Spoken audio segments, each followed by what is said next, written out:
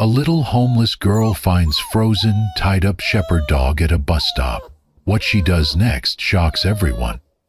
Snow was falling in slow, heavy flakes, blanketing the sidewalks of the quiet town in a thick, frozen silence. It was the kind of winter night where even the street lamps seemed to flicker more dimly, and no one lingered outdoors unless they had to. But Emma was still out there, just 10 years old, her shoes soaked through, her fingers stiff with cold, and a threadbare coat pulled tight around her thin frame.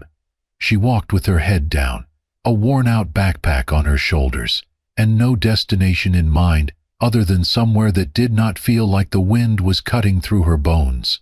She passed stores already dark, houses closed tight behind holiday lights and locked doors, and finally turned onto a side street where an old glass and metal bus shelter stood. There was no bus at this hour, but at least the awning would block the snow. She stepped inside, shivering as she pressed her back against the plastic bench and pulled her knees to her chest. Her breath came out in white clouds.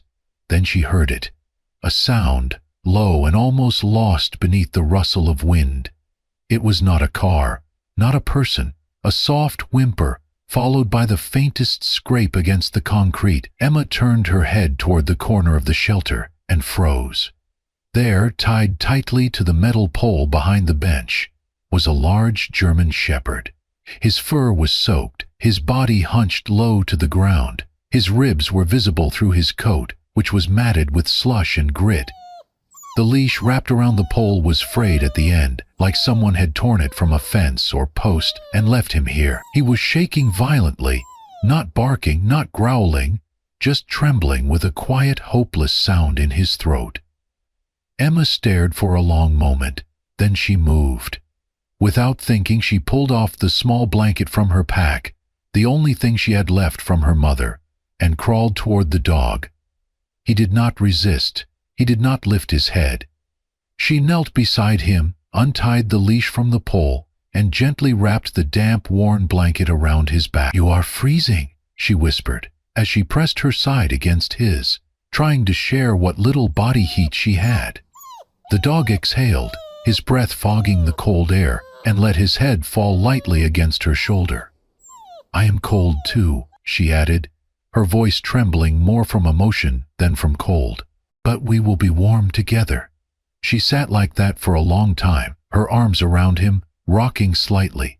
Then, after a pause, she whispered again, so soft it was almost lost in the snow. "I think they forgot you too, but I will not." The dog blinked, eyes dull but no longer empty. She rested her cheek against his head.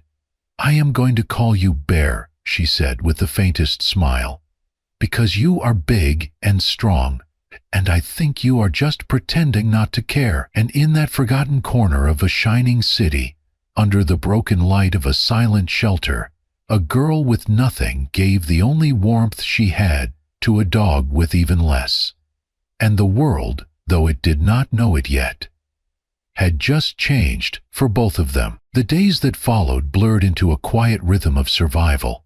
Emma and Bear moved together like shadows, slipping through alleyways and back streets, always avoiding crowds, always watching. The snow began to melt, but the cold lingered, and they found shelter where they could, under stairwells, behind dumpsters, beneath the rotting wooden awning of an abandoned market on the edge of town. That broken market became their home. It had once been a place full of life, with colorful awnings and shouting vendors, but now it was just concrete and broken glass. Still, it offered a roof, and to Emma that was enough. Every evening she would gather scraps from a bakery's trash bin, bruised apples no one wanted, and she always gave the biggest share to Bear.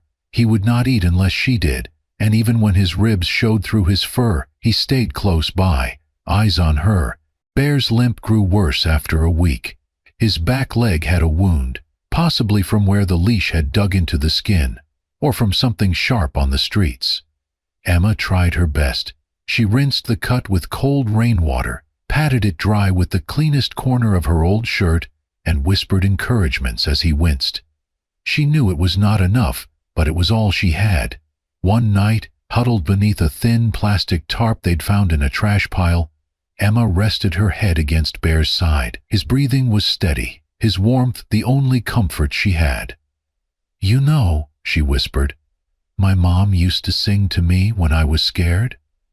After she got sick and didn't wake up, I thought I'd never feel safe again." Bear shifted, his paw twitching slightly in sleep. "My dad drank a lot after that. He hit me once. Then I ran. They sent me to a shelter, but it was full of shouting and broken things. I left." She paused, reaching up to stroke his ear gently. "You're the only one who listens," she said softly. "The only one who never tells me I'm too much, or too small, or in the way." Bear let out a low sigh, his head rolling closer to her lap. "We might not have a house, but I think we're still a family." They stayed like that through the night. When Emma woke, the world was gray and damp and bitter, but Bear was still there, watching her, ready to follow wherever she led. Later that day, Bear pawed at a trash bin near the back of a diner. He was starving, she could tell. His gait was slower and his eyes heavier. She whispered, "No, Bear, wait, that one's dangerous." But he was already climbing up, nose pressed against the cold steel. The lid crashed, and she gasped, rushing forward. She grabbed him tightly, her arms thrown around his neck, pulling him back down. "Please," she murmured, shaking. "Don't do that. If something happens to you—" "I don't know what I'll do." Bear nuzzled her chest, letting out a low, apologetic whine. Emma held him tighter, burying her face into his fur. "We don't need a feast. We just need each other." In that moment, beneath a gray sky and the scent of garbage and old grease, a little girl and her dog held each other like lifelines. Because they were. The night was colder than usual, the kind of biting cold that clung to Emma's bones no matter how tightly she pulled her coat around herself. She had found a dry patch of sidewalk near the old post office, a forgotten corner of town where no one ever came at this hour. The building's faded bricks and boarded-up windows cast long shadows, but at least the wind was blocked by the overhang. She sat down with Bear curled beside her, his head on her lap, eyes half closed. With trembling fingers, Emma gathered a few scraps of paper, some bits of cardboard, and a broken lighter she had found near the train tracks earlier that week. She flicked it again and again, trying to get a small flame going. Her stomach ached from hunger, and her fingers had gone red and numb, but if she could just get a little warmth, maybe Bear could sleep easier. A spark caught, a tiny flame flared up. She leaned forward, shielding it with her hands. Then came the voices, rough, slurred, too loud for the quiet of the street. She froze. From the alley near the street lamp, 3 men stumbled into view. They were middle-aged, bundled in worn jackets, beer bottles swinging from their hands. Their laughter was sharp, mean. "Look at that!" one of them barked, pointing toward her. "What the hell is this, a hobo picnic?" Another one squinted. "Some brat lighting fires now?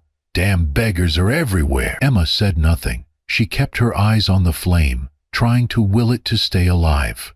Bear sat up slowly beside her, ears alert, body tense. "Hey," the tallest one called out, stepping closer. "This is not your city, girl. You do not belong here." "We're not hurting anyone," Emma said quietly, her voice barely above a whisper. "Please, just let us be." But they did not listen. One of them kicked the small tin can that held her food. It clattered into the street, its contents spilling into the slush. Another reached down, grabbed her old lunchbox full of belongings and slammed it to the ground, breaking it open. "Clean up your trash, little rat," he spat. Emma reached for her bag, but before she could grab it, a hand shoved her backward. She fell hard onto the icy sidewalk, her elbow striking the concrete. Pain shot up her arm and she gasped, curling around herself. That was when Bear moved. The moment Emma hit the ground, he was on his feet. The low, guttural growl that came from his chest was unlike anything she had heard from him before. His fur bristled. He stood between Emma and the men, his teeth bared, body rigid. One of the men laughed. "Oh, look, the little mutt thinks he's tough." He stepped forward, raising his arm as if to shoo Bear away. Bear lunged. The man shouted in surprise as Bear bit down hard on his forearm. The beer bottle fell and shattered. The other men yelled, scrambling backward as Bear snarled, shaking his head once before letting go. The bitten man stumbled, swearing and clutching his bleeding arm. "You crazy dog," he screamed. "It's rabid." "Let's go," one of them shouted. "Screw this." The three turned and ran, disappearing into the shadows, their curses echoing through the night. Emma sat frozen on the sidewalk, staring at Bear. His chest heaved, his stance still protective, but his eyes flicked toward her, softening. She pushed herself up slowly, pain radiating from her shoulder, and wrapped her arms around his neck. "Bear," she whispered, her voice breaking, "you protected me." Her sleeve was wet with blood. She was shaking, but Bear stayed still, pressing his body against hers like a wall, like a shield. "They would have hurt me," she murmured, "but you didn't let them." Above them, snow began to fall again, soft and silent. Emma clutched Bear tighter, burying her face into his fur. "I will never let anyone take you away," she whispered, and Bear, silent and steady, stood watch, his breath forming clouds in the cold, his heart beating for the only person who had ever stayed. The next morning, the town woke up to something it was not expecting. A video, less than a minute long, had been posted overnight by a man walking home from a late shift. It showed a girl, young, small, terrified, being pushed to the ground by a group of men. Then came the dog, a blur of fur and fury, leaping between her and danger, teeth bared, protecting without hesitation. The clip ended with the men running off into the dark and the girl clutching the dog like it was the only thing keeping her upright. The caption simply read, "A little girl, a dog, and a city that should be ashamed." By noon, the video had over 80,000 views. By evening, it had gone viral. News anchors played it on local channels. Comments flooded in. "Who is this child? Where are her parents? That dog is a hero. How did this happen in our town?" Margaret saw the video while sipping tea in the back room of her small bookstore. She watched it 3 times, her heart breaking a little more each time. She recognized the street corner, the old post office steps. It was just 2 blocks from her shop. Without hesitation, she pulled on her coat and went looking. It took her less than an hour to find them. Emma and Bear were huddled beneath a tarp near the old train depot, the same spot where the attack had happened. Bear lifted his head when he heard her footsteps, but did not growl. Emma sat still, wide-eyed, clutching his fur. "I saw you," Margaret said gently, "on the video. I saw what they did to you, and what he did to protect you." Emma said nothing. Margaret knelt slowly. "Would it be all right if you came with me? Just for a little while? I have food and warm blankets. No one will hurt you, I promise." Emma looked to Bear. He blinked slowly, then rested his head on her lap. She nodded. That night, for the first time in over a year, Emma ate a hot meal, scrambled eggs, and toast with real butter. She slept in a clean bed under layers of quilts, Bear snoring softly on the rug beside her. Margaret sat nearby until Emma's breathing slowed into a steady rhythm, tears in her eyes. The next day, Bear was taken to a veterinarian. The wound on his leg was cleaned and stitched, and the doctor marveled at his calm demeanor. "He is more than a stray," she said. "He is something special." Emma was taken to the hospital for a checkup. She was underweight with old bruises and a dislocated shoulder, but nothing was broken that could not heal. News of the video prompted the mayor's office to respond. Within days, a public hearing was called at City Hall. Margaret brought Emma and Bear. The chamber was packed. When the footage played on the large screen, there was silence, then gasps, then tears. A woman in the front row covered her mouth and whispered, "That poor girl." When the video ended, Margaret stood up and spoke for Emma. She told them about the night she found her, about the fear, the injuries, the loyalty of the dog, and the failure of a city to notice. "I do not know how she slipped through the cracks," Margaret said, voice firm but warm. "But I know this. If that dog had not been there, we would be having a very different conversation today." The crowd applauded. Officials nodded solemnly. The police announced that the 3 men in the video had been identified and arrested, and before the session closed, the court granted Margaret emergency guardianship of Emma, pending full adoption. Emma squeezed Bear's paw and leaned into Margaret's side. A city that once turned its back now stood in her corner, and justice, long delayed, had finally come. Life changed in quiet, beautiful ways. Emma started school just a few weeks after the court hearing. She was nervous at first, holding Bear's leash tightly as they stood at the edge of the playground. But the children were curious, not cruel. They asked questions. They offered smiles. One even gave Bear a piece of her sandwich. Margaret packed lunches with little notes tucked inside. She braided Emma's hair in the mornings and helped her with homework at night. Bear would curl up beside Emma's chair, his tail thumping softly every time she giggled. He walked her to school every morning and waited patiently until she returned. He was not just a pet. He was a guardian, a grounding force. The school officially certified him as Emma's emotional support animal. He had his own badge and a vest that read, "Guardian Dog of Hope." As weeks turned to months, their story continued to ripple through the community. A local reporter pitched the story to a national media outlet, and soon a full-length documentary was produced, "The Girl, the Dog, and the City That Watched." It aired in prime time, drawing millions of viewers. People cried, they donated. Letters came in from across the country, from kids, from veterans, from other homeless families. They thanked Emma for her courage. They called Bear a hero. They called both of them miracles. Emma did not think of herself that way. She still had bad dreams sometimes. She still flinched when someone yelled too loud or when the streets felt too quiet. But she had Bear, and Margaret, and a home. She had hope, and now she had a voice. By the time Emma turned 16, she was already speaking at local youth shelters and advocacy events, standing tall behind podiums with Bear lying quietly at her feet. She spoke not just about survival, but about visibility. "Kids like me don't disappear," she told a crowd once.